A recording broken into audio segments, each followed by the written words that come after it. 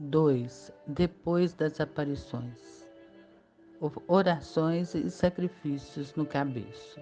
Minha tia, cansada de ter que mandar continuamente buscar os seus filhinhos para satisfazer o desejo de pessoas que pediam para lhes falar, mandou pastorear o seu rebanho e o seu filhinho João.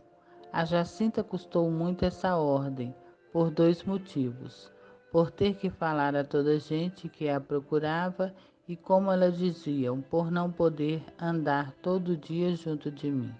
Teve, no entanto, que se resignar-se, e para que se ocultar das pessoas que a buscavam, ia esconder-se com seu irmãozinho na caverna do rochedo, que fica na encosta do monte que está em frente do nosso lugar, em que tem no cimo um moinho de vento. O rochedo fica na encosta do lado do nascente e é tão bem feita a loca que os resguardava perfeitamente da chuva e dos ardores do sol. Além disso, fica encoberta por numerosas oliveiras e carvalhos. Quantas orações e sacrifícios ela aí ofereceu ao nosso bom Deus! Na encosta deste monte havia muitas e variadas flores. Entre elas havia inúmeros lírios de que ela gostava muito. E sempre que à noite me ia esperar no caminho, me trazia um lírio ou, na falta deste, uma outra flor qualquer. E era para ela uma festa chegar junto de mim, desfolhá-la e atirar-me com as pétalas. Minha mãe contentou-se, por então, a marcar-me as passagens para saber onde andava, porque fosse preciso mandar-me chamar. Quando estas eram perto, avisava os meus companheiros que logo iam lá ter. A Jacinta corria até chegar perto de mim. Depois, cansada, sentava-se e chamava por mim, e não se calava enquanto não lhe respondia e corria ao seu encontro. O incômodo dos interrogatórios. Minha mãe, cansada de ver minha irmã perder tempo para ir continuamente chamar-me e ficar no meu lado com o rebanho, resolveu vendê-lo e, de acordo com minha tia, mandaremos-nos à escola. A Jacinta gostava de, durante o recreio, ir visitar o Santíssimo, mas dizia ela: parece que adivinham. Logo que a gente entra na igreja, é tanta gente a fazer-nos perguntas. Eu gostava de estar muito tempo sozinha, a falar com Jesus escondido, mas nunca nos deixam.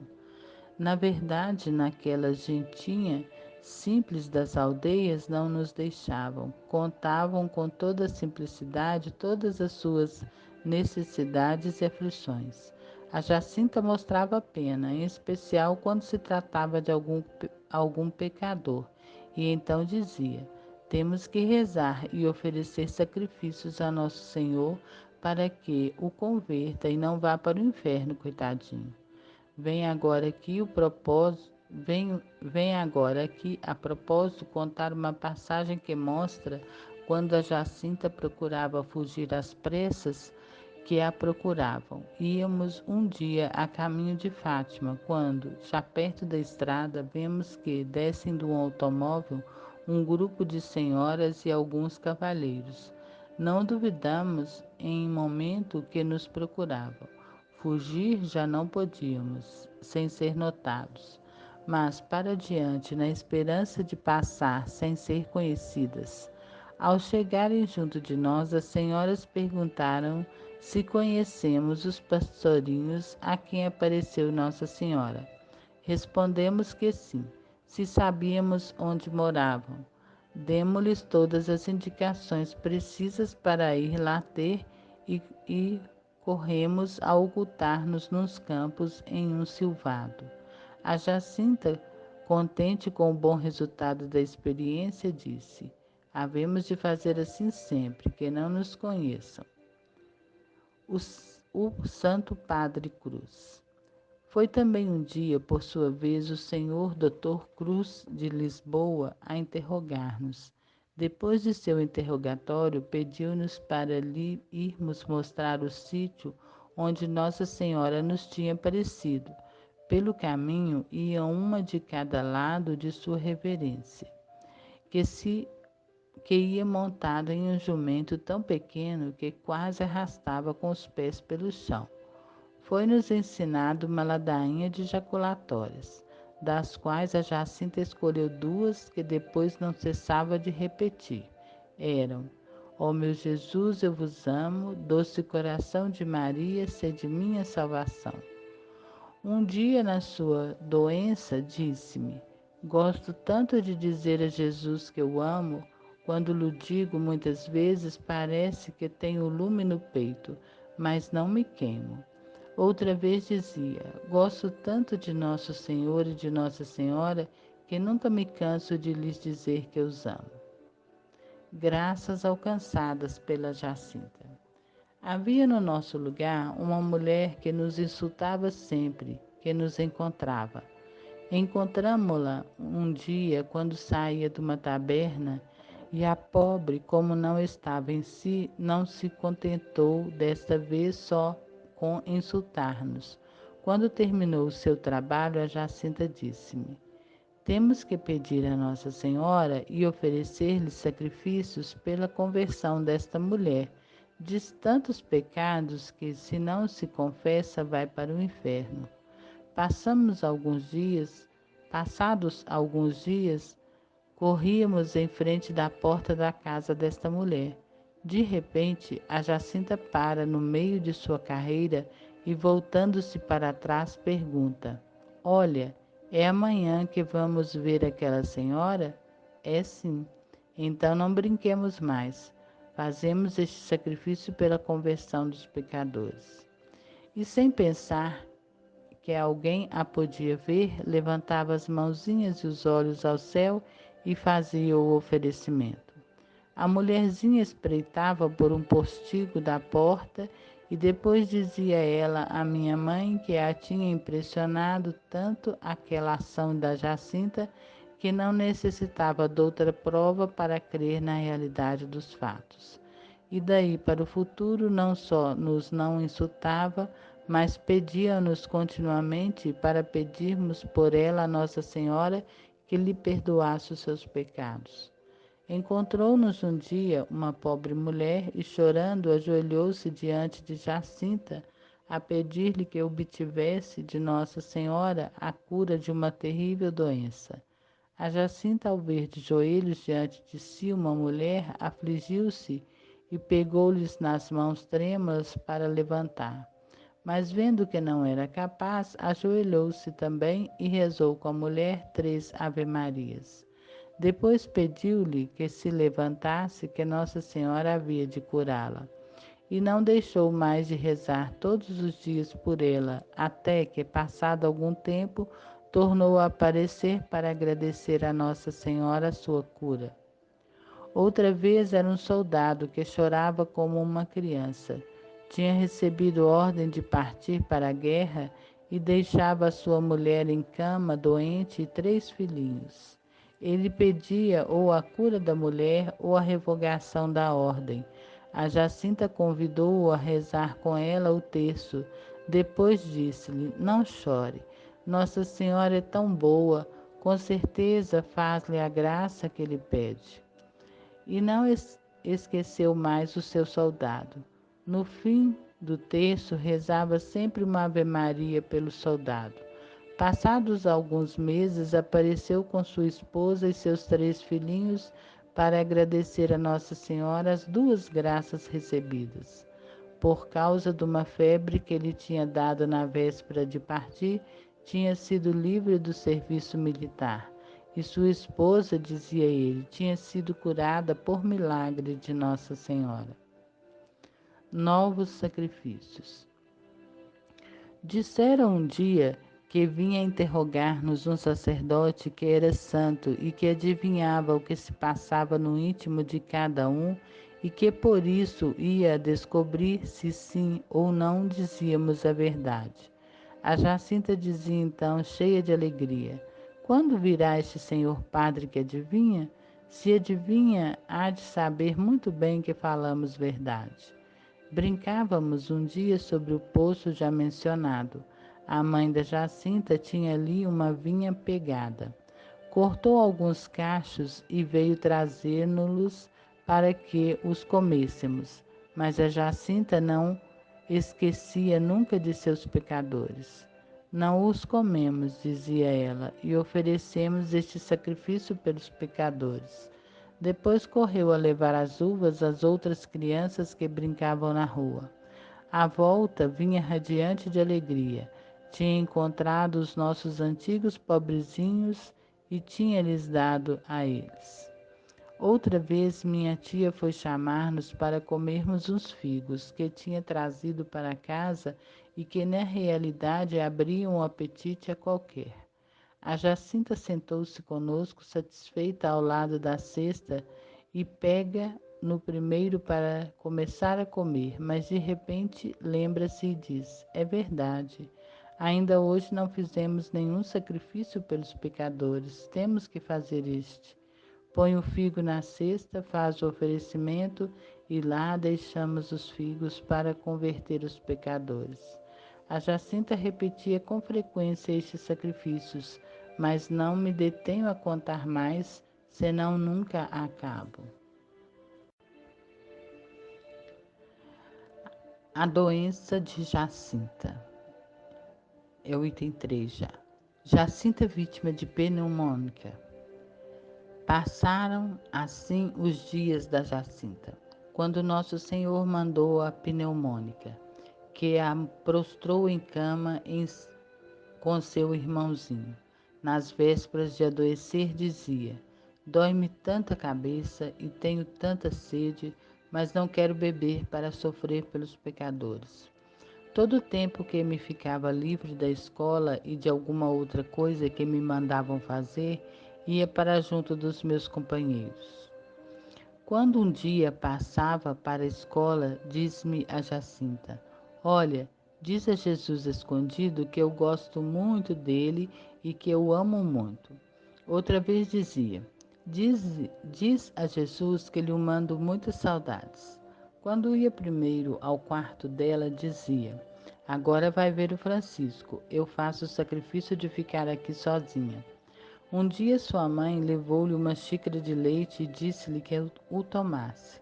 Não quero, minha mãe, respondeu afastando com a mãozinha a xícara. Minha tia a teimou um pouco e depois retirou-se dizendo: Não sei como lhe hei de fazer tomar alguma coisa com tanto fastio. Logo que ficamos sós, perguntei-lhe: Como desobedeces assim a tua mãe e não ofereces este sacrifício a nosso Senhor? Ao ouvir isso, deixou cair algumas lágrimas que eu tive a felicidade de limpar e disse: Agora não me lembrei. E chama pela mãe.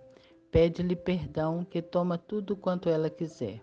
A mãe traz-lhe a xícara do leite. Toma-o sem mostrar a mais leve repugnância. Depois disse-me: Se tu soubesses quanto me custou a tomar. Em outra ocasião disse-me: Cada vez me custa mais a tomar o leite e os caldos, mas não digo nada. Tomo tudo por amor de Nosso Senhor e do Imaculado Coração de Maria, nossa Mãezinha do céu. Perguntei-lhe um dia: Estás melhor? Já sabes que não melhoro. E acrescentou: Tenho tantas dores no peito, mas não digo nada. Sofro pela conversão dos pecadores. Quando um dia cheguei junto dela, perguntou-me: Já fizestes hoje muitos sacrifícios? Eu fiz muitos. Minha mãe foi-se embora e eu quis ir muitas vezes visitar o Francisco e não fui. Visita de Nossa Senhora. Recuperou, no entanto, algumas melhoras. Pôde ainda levantar-se e passava então os dias sentada na cama do irmãozinho. Um dia mandou-me chamar, que fosse junto dela depressa. Lá fui correndo. Nossa Senhora veio nos ver e disse que vem buscar o Francisco muito breve para o céu. E, e a mim perguntou-me se queria ainda converter mais pecadores. Disse-lhe que sim. Disse-me que ia para um hospital e que lá sofreria muito. que sofresse pela conversão dos pecadores, em reparação dos pecados contra o Imaculado Coração de Maria e por amor de Jesus. Perguntei se tu ias comigo. Disse que não. Isto é que me custa mais. Disse que ia minha mãe levar-me e depois fico lá sozinha. Depois ficou algum tempo pensativa. Depois acrescentou: se tu fosses comigo, o que mais me custa é ir sem ti. Se calhar o hospital é uma casa muito escura, onde não se vê nada. E eu estou ali a sofrer sozinha. Mas não importa, sofro por amor de nosso Senhor, para reparar o Imaculado Coração de Maria, pela conversão dos pecadores e pelo Santo Padre. Quando chegou o momento de seu irmãozinho partir para o céu, ela fez as suas recomendações. Dá muitas saudades minhas a Nosso Senhor e a Nossa Senhora, e diz-lhes que sofro tudo quanto eles quiserem para converter os pecadores e reparar o Imaculado Coração de Maria. Sofre muito com a morte do irmão, sofreu muito com a morte do irmão. Ficava por muito tempo pensativa, e se lhe perguntava no que estava a pensar, respondia: no Francisco, quem me dera vê-lo. E os olhos arrasavam-se-lhe de lágrimas. Um dia disse-lhe: a ti já te falta pouco para ires para o céu, mas eu, coitadinha, não chores. Lá hei de pedir muito, muito por ti. Tu é Nossa Senhora que quer assim. Se me quisesse a mim, ficava contente por sofrer mais pelos pecadores. No hospital de Ourém. Chegou também o dia de ir para o hospital, onde na verdade teve muito que sofrer. Quando a mãe a foi visitar, perguntou-lhe se queria alguma coisa. Disse-lhe que queria ver-me. Minha tia, ainda que com inúmeros sacrifícios, lá me levou, logo que pôde voltar. Logo que me viu, abraçou-me com alegria e pediu à mãe que me deixasse ficar e fosse a fazer compras. Perguntei-lhe então se sofria muito. Sofro sim, mas ofereço tudo pelos pecadores e para reparar o Imaculado Coração de Maria. Depois falou com entusiasmo de Nosso Senhor e de Nossa Senhora e dizia: gosto tanto de sofrer por seu amor, para dar-lhes gosto. Eles gostam muito de quem sofre para converter os pecadores. Esse tempo destinado para a visita passou rápido e minha tia lá estava para me levar. Perguntou à sua filhinha se queria alguma coisa. Pediu para me trazer outra vez, quando voltasse a vê-la. E minha boa tia, que queria dar gosto à sua filhinha, lá me levou uma segunda vez. Encontrei-a com a mesma alegria por sofrer, por amor de nosso bom Deus, do Imaculado Coração de Maria e pelos pecadores e pelo Santo Padre. Era o seu ideal, era no que falava. 4. Regresso a Ajustrel. Voltou ainda algum tempo para a casa dos pais com uma grande ferida aberta no peito, cujos curativos diários sofria sem uma queixa, sem mostrar o menor sinal de enfado. O que mais lhe custavam eram as frequentes visitas e interrogatórios das pessoas que a procuravam e às quais agora não podia esconder-se.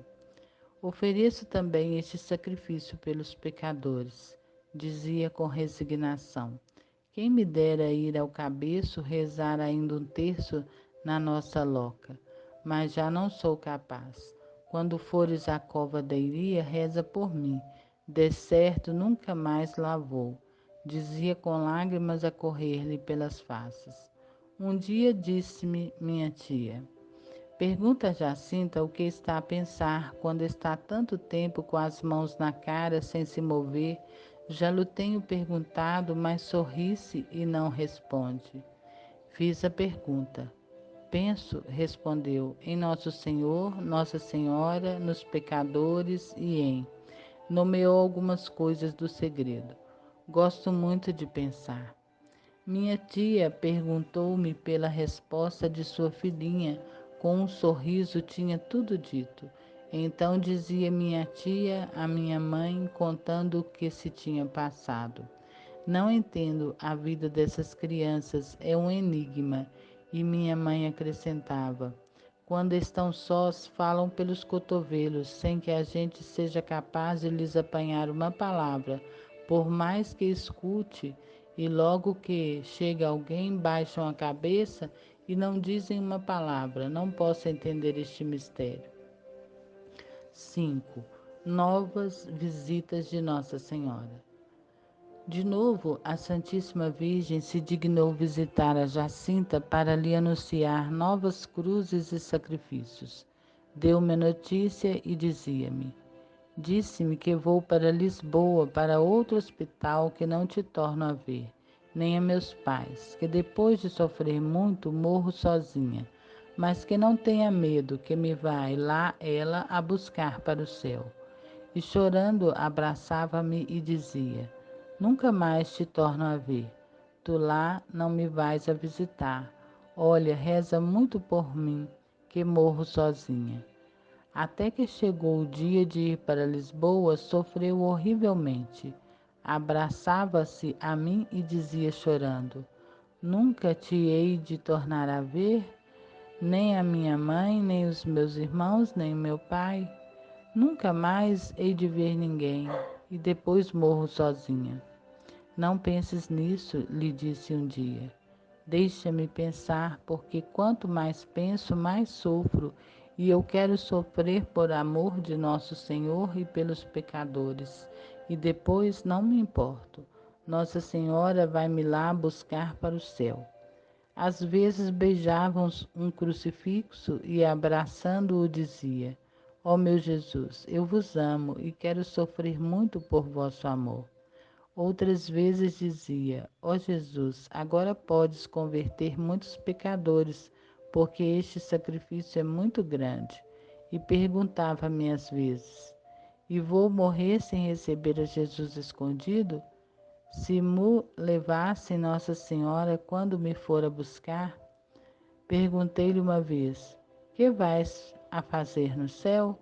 Vou amar muito a Jesus, o Imaculado Coração de Maria, pedir muito por ti, pelos pecadores, pelo Santo Padre, por meus pais e irmãos e por todas essas pessoas que me têm pedido para pedir por elas.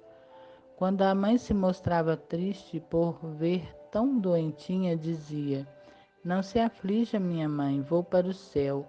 Lá hei de pedir muito por si. Outras vezes dizia: não chore, eu estou bem. Se lhe perguntavam se precisava de alguma coisa, dizia: muito obrigada, não preciso de nada. Quando se retiravam, dizia: tenho muita sede, mas não quero beber. Ofereça a Jesus pelos pecadores. Um dia que minha tia me fazia algumas perguntas, chamou-me e disse-me: não quero que digas a ninguém que eu sofro, nem a minha mãe, porque não quero que se aflija. Um dia encontrei-a abraçando uma estampa de Nossa Senhora e a dizer: ó minha mãezinha do céu, então eu hei de morrer sozinha? A pobre criança parecia assustar-se com a ideia de morrer sozinha. Para animar, disse-lhe: que te importa morrer sozinha se Nossa Senhora te vai a buscar? É verdade, não me importa nada, mas não sei como é. Às vezes não me lembro que ela me vai a buscar, só me lembro que morro sem tu estares ao pé de mim. 6. Partida para Lisboa. Chegou por fim o dia de partir para Lisboa. A despedida cortava o coração. Permaneceu muito tempo abraçada ao meu pescoço e dizia chorando: nunca mais nos tornamos a ver. Reza muito por mim até que eu vá para o céu. Depois lá eu peço muito por ti. Não digas nunca o segredo a ninguém, ainda que te matem. Ama muito o Jesus e o Imaculado Coração de Maria e faz muitos sacrifícios pelos pecadores. No rodapé. Foi para Lisboa em 21 de janeiro de 1920, tendo ficado no orfanato de Nossa Senhora dos Milagres, fundado e dirigido pela Madre Godinho, na Rua Estrela 17.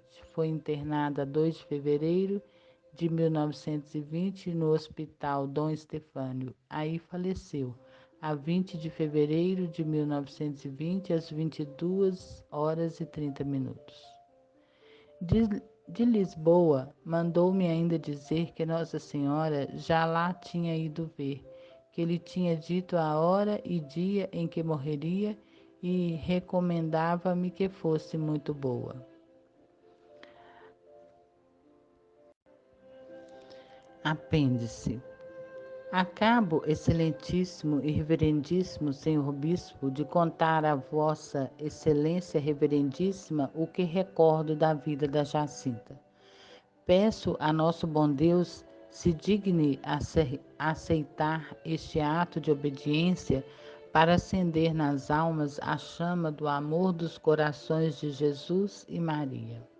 Agora peço um favor, é que vossa excelência reverendíssima publicar alguma coisa dos que acabo de contar, o faça de modo que não fale de maneira alguma de minha pobre e miserável pessoa.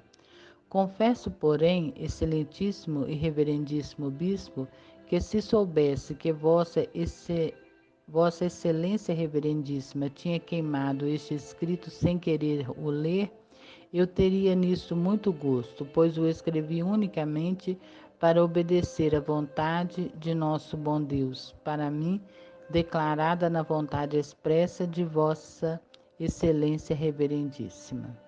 Essas memórias de Lúcia foram transcritas pela primeira vez pelo cônego Dr. José Gambala de Oliveira no seu livro Jacinta, em maio de 1938. Segunda memória. Introdução. A primeira memória tinha descoberto aos superiores de Lúcia que essa guardava cuidadosamente ainda muitas coisas que só revelaria por obediência. Em abril de 1937, o padre Fonseca, escrevendo ao senhor bispo, dizia-lhe: a carta da irmã Dores, Lúcia, sobre a Jacinta faz supor que há ainda particulares interessantes relativos à história das aparições, palavras ou comunicações de Nossa Senhora, atos de virtude das crianças em obediências às indicações de Nossa Senhora, que estão ainda inéditos. Não seria possível ou haveria inconveniente em fazer que a irmã Lúcia, com simplicidade religiosa e evangélica para a honra de Nossa Senhora, escrevesse miudamente quanto se lembrasse? Com efeito, o senhor bispo, posto de acordo com a madre provincial das Doroteias, Madre Maria do Carmo Corte Real, dão ordem a Lúcia. Esta, com data de 7 de novembro de 1937, pode responder ao senhor Dom José: aqui estou com a pena na mão para fazer a vontade de meu Deus. Este escrito, iniciado no dia 7 de novembro, está terminado no dia 21, isto é, 14 dias para redigir um longo escrito e sempre no meio das ocupações caseiras que não a deixam repousar. Trata-se de um trabalho de 38 folhas escritas de ambos os lados com letra fechada e corrida e sem correções. Isso manifesta uma vez mais a lucidez de espírito, a serenidade de alma, o equilíbrio das faculdades de Irmã Lúcia. Nesta memória, os temas são surpreendentes. As aparições do anjo, graças extraordinárias na sua primeira comunhão, aparições do coração imaculado de Maria em junho de 1917 e muitas circunstâncias absolutamente inéditas até então. A intenção da irmã Lúcia neste escrito assinala-se deste modo: deixar ver a história de Fátima tal qual ela é. Não se trata, portanto, como na memória anterior, de umas recordações biográficas, em que as aparições permanecem na penumbra, mas das próprias aparições em primeiro plano. O espírito com que Lúcia escreve é patenteado nas seguintes palavras: não terei mais o gosto de saborear, só contigo os segredos do teu amor, mas para o futuro outros cantarão comigo as grandezas de tua misericórdia. Eis aqui a escrava do Senhor, que ele continue a servir-se dela como lhe aprouver. Prefácio. Vontade de Deus, tu és o meu paraíso. Excelentíssimo e reverendíssimo Senhor Bispo, aqui estou com a pena na mão para fazer a vontade de meu Deus, e porque não é outro meu fim, começo com a máxima que a minha santa fundadora me deixou em herança e que eu, no decorrer deste escrito, a sua imitação repetirei muitas vezes. Vontade de Deus, tu és o meu paraíso. Deixai-me, excelentíssimo Senhor, penetrar-me bem de todo o sentido desta máxima, para que nos momentos em que a repugnância ou o amor ao meu segredo me quiser fazer deixar alguma coisa ocultas, ela seja a minha norma e a minha guia. Tinha vontade de perguntar para que irá servir este escrito feito por mim, que nem sequer a caligrafia sei fazer compasmente, mas não pergunto nada. Sei que a perfeição da obediência não pergunta razões. Bastam-me as palavras de Vossa Excelência Reverendíssima, que me disse que é para a glória de Nossa Santíssima Mãe do Céu. Na certeza, pois, de que assim seja, imploro a bênção e a proteção do seu coração imaculado e humildemente, prostrada a seus pés, sirvo-me de suas santíssimas palavras para falar ao meu Deus.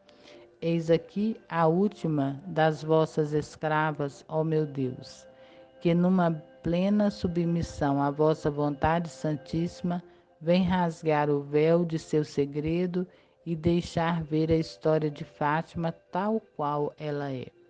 Não terei mais o gosto de saborear só contigo os segredos do teu amor, mas para o futuro outros cantarão comigo as grandezas da tua misericórdia. 1. Antes das aparições. A infância de Lúcia. Excelentíssimo e reverendíssimo Senhor Bispo, o Senhor pôs os olhos na baixeza de sua serva. Eis porque os povos cantarão as grandezas de sua misericórdia. Parece-me, excelentíssimo e reverendíssimo Senhor, que o nosso bom Deus se dignou favorecer-me com o uso da razão, muito criancinha ainda. Lembro-me de ter consciência de meus atos desde o colo materno. Lembro-me de ser embalada e de adormecer ao som de vários cantos. E como era mais nova de 5 meninas e um menino, que Nosso Senhor concedeu a meus pais, lembro-me de haver entre eles várias contendas, por todos quererem ter-me em seus braços e entreter-se comigo. Em esses casos, para que nenhum ficasse vitorioso, minha mãe tirava-me das suas mãos. E se ela, pelos seus afazeres, não podia entregar-me a meu pai, porque, por sua vez, me cobria de mimos e carícias. A primeira coisa que aprendi foi a Ave Maria, porque minha mãe tinha por costume ter-me em seus braços, enquanto ensinava a minha irmã Carolina, que me seguia em idade, tendo mais 5 anos que eu. Minhas 2 irmãs mais velhas eram já grandes, e minha mãe, como eu era um papagaio que tudo repetia, gostava que elas me levassem a todos os sítios onde iam. Elas eram, como se dizia na minha terra, as cabeças da mocidade, e não havia festa nem dança onde elas não fossem. Carnaval, São João, Natal, era fixo, tinha que haver baile. Além disso, havia a vindima, e na campanha da azeitona havia dança quase todos os dias. Nessas festas principais da freguesia, como a do Santíssimo Coração de Jesus, Nossa Senhora do Rosário, Santo Antônio, etc. Havia sempre à noite a rifa dos bolos e o baile não faltavam. Eram ainda convidados para quase todas as bodas que se celebravam nos lugares circunvizinhos, porque minha mãe, quando não era convidada para madrinha, era chamada para cozinheira. Em essas bodas, o baile durava desde que acabava o banquete até o outro dia pela manhã. Minhas irmãs, como tinham que ter-me sempre ao seu lado, esmeravam-se tanto em enfeitar-me como a elas mesmas. E como uma era costureira, não me faltava já o traje mais elegante usado pelas camponesas de minha terra. Em aquele tempo, a saia empregada, que é pregueada, o cinto de verniz, o lenço de cachenê com as pontas caídas para trás e o chapéu com as suas contas douradas e as penas de várias cores, parecia por vezes mais bem que vestida uma boneca que uma criança. 2. Divertimentos populares. Nos bailes, punham-me em cima de uma arca ou de uma outra coisa alta para não ser pisada pelos assistentes e onde devia entoar vários cânticos ao som da guitarra ou do harmônio. Para isso, minhas irmãs ensaiavam-me, assim como para bailar algumas valsas, quando faltasse algum par, o que eu desempenhava com uma destreza única, atraindo assim a atenção e os aplausos dos assistentes. Nem me faltavam prêmios e dádivas de alguns que queriam dar gosto às minhas irmãs. Aos domingos, pela tarde, toda esta mocidade se juntava no nosso pátio. No verão, à sombra de 3 grandes figueiras e no inverno, numa alpendurada que tínhamos no sítio onde está agora a casa de minha irmã Maria, para ir passarem a tarde jogando, conversando com minhas irmãs. Na Páscoa era aí que se fazia a rifa das amêndoas, calhando-me a maior parte das rifas, porque alguns assim o faziam de propósito para se tornarem agradáveis. Minha mãe passava essas tardes sentada à porta da cozinha que dava para o pátio, donde podia ver o que se passava. Umas vezes com um livro na mão lendo, outras falando com alguma das minhas tias ou vizinhas que viviam junto dela. Conservava sempre a sua seriedade habitual e todos sabiam que o que ela dissesse era como uma escritura que era preciso obedecer-lhe sem demora. Nunca vi que diante dela se atravessasse alguém a dizer alguma palavra menos respeitosa ou com menos consideração. Era dito ordinário entre aquela gente que minha mãe valia mais que todas as filhas. Lembro-me de ouvir dizer várias vezes à minha mãe: não sei que gosto esta gente possa ter em andar falando pelas casas dos outros. Para mim, não há nada que chegue a uma leitura sossegadinha em minha casa. Estes livros trazem coisas tão bonitas e as vidas dos santos, que beleza!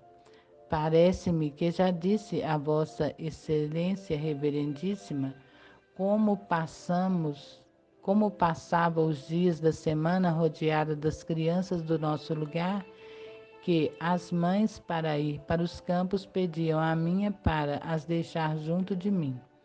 Também me parece que no escrito que enviei a Vossa Excelência Reverendíssima sobre a minha prima, diziam quais as minhas brincadeiras e entretenimentos. Por agora não me detenho com isso. Assim embalada em mimos e carícias, cheguei aos meus 6 anos. E para dizer a verdade, o mundo começava a sorrir-me e, sobretudo, a paixão pelo baile ia lançando em meu pobre coração fundas raízes.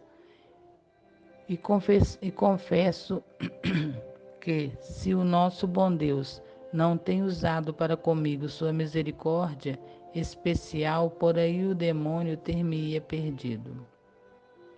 Se não me engano, também já disse a Vossa Excelência, no mesmo escrito, como minha mãe tinha por costume ensinar a doutrina aos seus filhinhos nas horas da sesta, durante o verão. No inverno, a nossa lição era à noite, ao serão, depois da ceia, na lareira, enquanto assávamos e comíamos as castanhas e os bolos e as bolotas doces.